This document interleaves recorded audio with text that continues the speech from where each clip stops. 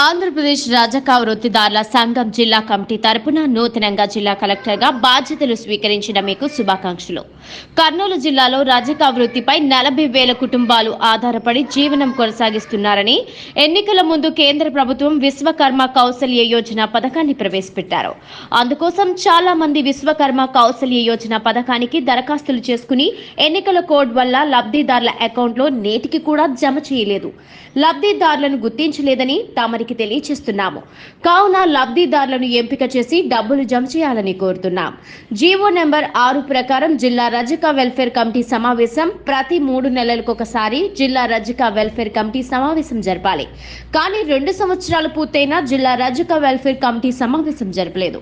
తక్షణమే జిల్లా welfare committee సమావేశం జరిపి జిల్లాలోని రజక వృత్తిదారులు ఎదుర్కొంటున్నటువంటి సమస్యలను సమావేశంలో చర్చించి పరిష్కరించాలని కోరుతున్నాము అంటూ కలెక్టర్కి వినతి పత్రం అందజేశారు. రజక వృత్తిదారుల సంఘం జిల్లా కమిటీ ఆధ్వర్యంలో ఈరోజు జిల్లా కలెక్టర్ గారికి రిప్రజెంటేషన్ ఇవ్వడం జరిగింది. ముందుగా నూతనంగా కర్నూలు జిల్లాకి కలెక్టర్ గారికి వచ్చినటువంటి వారికి ప్రత్యేకమైనటువంటి అభినందనలు, శుభాకాంక్షలు ఏపీ రజక వృత్తిదారుల సంఘం జిల్లా కమిటీ తరఫున తెలియజేస్తున్నాం.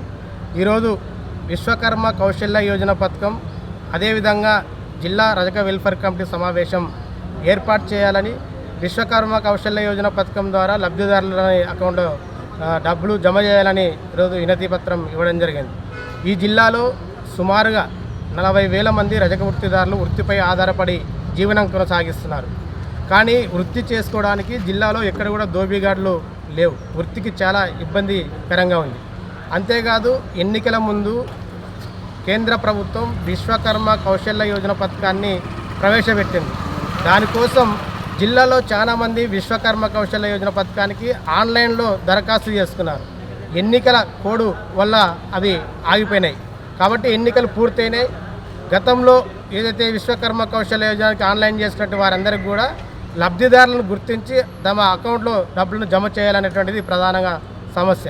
అందుకే మరొక ప్రధానం ఏమంటే జీవో నంబర్ 6 ప్రకారం జిల్లా రజక వెల్ఫేర్ కమిటీ సమావేశం ప్రతి 3 నెలలకు ఒకసారి క్రమం తప్పకుండా జిల్లా కలెక్టర్ గారు చైర్మన్ నుండి బీసీ కార్పొరేషన్ ఈడీ జిల్లా ఎస్పీ ఆధ్వర్యంలో జరగాలి. కానీ 2.5 సంవత్సరాలైనా జిల్లా రజక వెల్ఫేర్ కమిటీ సమావేశం నేటికి కూడా జరగలేదు.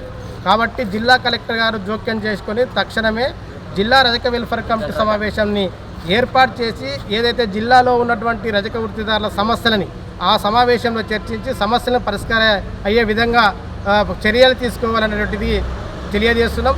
ఎన్నికల ముందు ఎన్డీఏ కూటమి ప్రభుత్వం ఈ రాష్ట్రంలో రజక వృత్తిదారులకు అనేకమైన హామీలు ఇవ్వడం జరిగింది. కాబట్టి ఎన్నికలు పూర్తయినాయి. ఎన్డీఏ కూటమి అధికారంలో వచ్చింది. కాబట్టి ఏదైతే కార్పొరేషన్ గతంలో ఫెడరేషన్ది కార్పొరేషన్ చేశారు. కార్పొరేషన్ ద్వారా గతంలో ఫెడరేషన్కు నిధులు కేటాయించేవాళ్ళు. కాబట్టి కార్పొరేషన్కి 1000 కోట్ల నిధులు కేటాయించి ఫెడరేషన్ కార్పొరేషన్ ద్వారా బ్యాంకుతో నిమిత్తం లేకుండా ప్రతి రజక వృత్తిదారుకి 90% సబ్సిడీతో రుణాలు ఇవ్వాలనేది.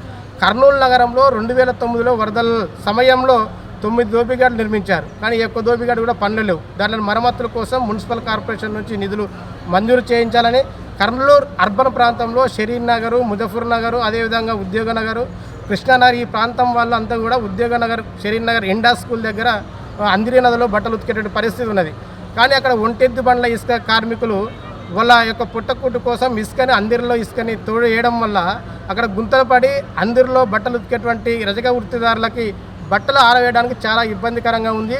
కాబట్టి దీనిని కలెక్టర్ గారు జోక్యం చేసుకుని పై సమస్యలను కూడా పరిష్కరించవలసిందిగా ఈరోజు జిల్లా కమిటీగా మేము కలెక్టర్ గారికి రిప్రజెంటేషన్తో కలెక్టర్ గారు ఖచ్చితంగా తక్షణమే వాళ్ళని మాట్లాడి మీ సమస్యలను పరిష్కరిస్తారని వారు హామీ ఇవ్వడం జరిగింది.